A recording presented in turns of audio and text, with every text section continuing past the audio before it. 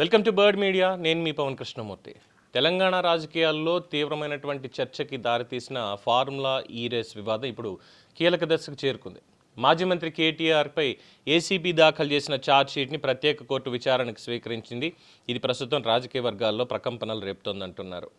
Formula ఈ race నిర్వహణలో జరిగినట్లు అవినీతి జరిగినట్టు ఆరోపణలు ఎదుర్కొంటున్నటువంటి ఈ ఆర్థిక అక్రమాలు వీటికి సంబంధించి ఏసీబీ అధికారులు సుదీర్ఘ విచారణ చేపట్టి ఛార్జ్షీట్ కూడా వాళ్ళు ఇచ్చారు. ఈ కేసులో కేటీఆర్ని ఏవన్గా పేర్కొంటూ మాజీ ఐఏఎస్ అధికారి అరవింద్ కుమార్, బిఎల్ఎన్ రెడ్డిలకు కూడా కోర్టు సమన్లు జారీ చేసింది. జూలై 31న వ్యక్తిగతంగా కోర్టుకు హాజరు కావాలని ఆదేశాలు జారీ కావడంతో ఈ వ్యవహారం రాజకీయ విమర్శల దశని దాటేసి న్యాయపరమైనటువంటి పోరాటంగా మారింది. ఇక సాధారణంగా రాజకీయ ప్రాధాన్యం ఉన్న కేసులో ముందుగా అరెస్టులు, తర్వాత బెయిలు రాజకీయంగా చర్చనీయాంశం అవుతాయి. ఇవి అన్ని రాష్ట్రాల్లో చూస్తూనే ఉన్నాం. అయితే రేవంత్ రెడ్డి ప్రభుత్వం ఈ కేసులో చాలా భిన్నమైనటువంటి వ్యూహాన్ని అనుసరిస్తోంది అనే అభిప్రాయాలనే చాలామంది వ్యక్తపరుస్తున్నారు.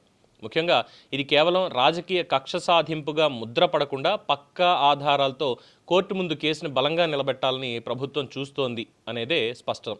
అందుకే ఏసీబీ తోటి సాక్ష్యాధారాలని సమగ్రంగా సేకరించి న్యాయపరంగా దీని చుట్టూ పెద్ద ఉచ్చును బిగిస్తున్నారు. అంటే తప్పు ఎక్కడ జరిగింది అనేటువంటి దాన్ని పూర్తి స్థాయిలో ఎస్టాబ్లిష్ చేస్తున్నారు. ఇక ఈ నిధుల మళ్లింపు హైదరాబాద్లో నిర్వహించినటువంటి ఈ ఫార్ములా రేస్ కోసం క్యాబినెట్ ఆమోదం లేకుండా కేవలం నోటి మాటతోటి సుమారు 55 కోట్ల రూపాయల నిధులని విదేశీ సంస్థకు మళ్లించారు అనేది ప్రధాన ఆరోపణ. ఎలక్షన్ కోడ్ అమల్లో ఉన్న సమయంలో అధికారుల మీద ఒత్తిళ్లు తీసుకొచ్చి ఈ నిధుల బదిలీ చేశారు అని చెప్పి ఏసీబీ ఛార్జ్షీట్లు పెట్టింది. ఈ వ్యవహారంలో ప్రభుత్వ ఖజానాకి నష్టం వాటిల్లడం మాత్రమే కాకుండా అదనపు పన్నుల భారం కూడా పడింది అని చెప్పి దర్యాప్తు అధికారులు ఇందులో గుర్తించినట్టుగా తెలుస్తోంది. అలాగే ఇక కేటీఆర్ పరిస్థితి, కోర్టు ఒక పక్కన ఛార్జ్షీట్ని స్వీకరించింది అంటే ప్రాథమికంగా కేసులో విచారణకి సరిపడా ఆధారాలు ఉన్నాయి అనేది స్పష్టం. జూలై 31న కేటీఆర్ కోర్టుకి హాజరు కావాల్సి ఉండటం రాజకీయంగా కూడా ప్రాధాన్యత సంతరించుకుంది అంటున్నారు. ఇప్పటి వరకు ఈ కేసుని రాజకీయ కక్ష సాధింపుగా అభివర్ణించిన బీఆర్ఎస్ నేతలు ఇప్పుడు కోర్టు సమన్ల నేపథ్యంలో మరి ఎలాంటి వ్యూహంతో ముందుకెళ్తారు అనేదే ఆసక్తికరంగా మారింది. మరోవైపు ఫోన్ ట్యాపింగ్ కేసు సహా వరుస వివాదాలు కేటీఆర్పై రాజకీయ ఒత్తిడిని బలంగా పెంచుతున్నాయి. సో దీంట్లో ముందస్తు అరెస్టులు ఇలాంటివి లేకుండా నింపాదిగా మొత్తం అంతా కోర్టులోనే తేలేటట్టు ప్లాన్ చేసినటువంటి రేవంత్ రెడ్డి రాజకీయ చాణక్యం మాత్రం నిజంగా రాజకీయ వర్గాల్లో చర్చనీయాంశం అవుతుంది. ముందు నుంచి కూడా ఏమనంటే ఇది ఒక లొట్టపీస్ కేసు అని మాట్లాడారు.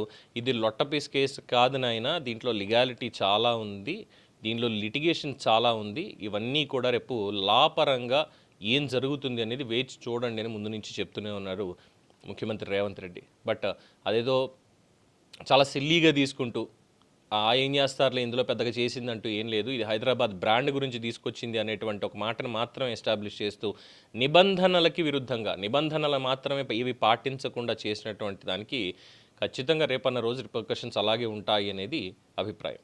చూద్దాం మరి కేటీఆర్ హాజరవుతారా లేదంటే మళ్ళీ దీని మీద కూడా సుప్రీంకోర్టుకి వెళ్ళేటువంటి అవకాశం ఏమైనా ఉందా, వేచి చూడాల్సిందే.